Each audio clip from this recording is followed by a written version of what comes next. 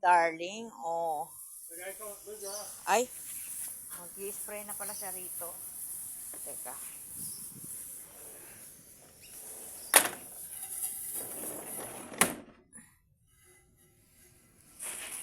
Yan, ini-sprayan niya ang aming house kasi may mga spider. 2 years siyang nasa Pilipinas.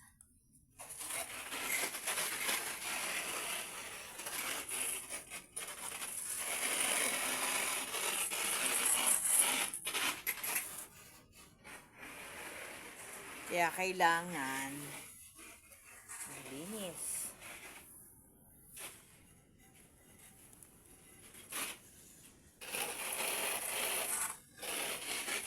Yan, diba?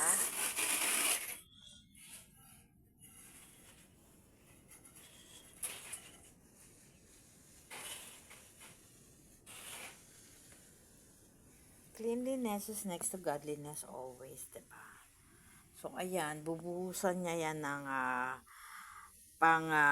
molds na chemicals para maalis ang parang lumot yan di ba, molds yan, kasi medyo tag-ulan ngayon, every afternoon na ulan, so madali na linisin yung flooring na yan. Ayan, natanggal niya na yung lupa-lupa sa semento dun sa aming sampayan, at unti-unti nang lumiliwanag, lumilinis ang aming backyard. So, magpapabili ako sa kanya ng walis panlabas at dustpan panlabas para mawalis ko yung mga dahon galing sa magagandang punong ito. Yan. Diba, nature yan. Hindi yan kalat ng tao, kundi nature yan. Kaya hindi ako para ma-stress. I like these beautiful trees behind sa aming terrace, diba?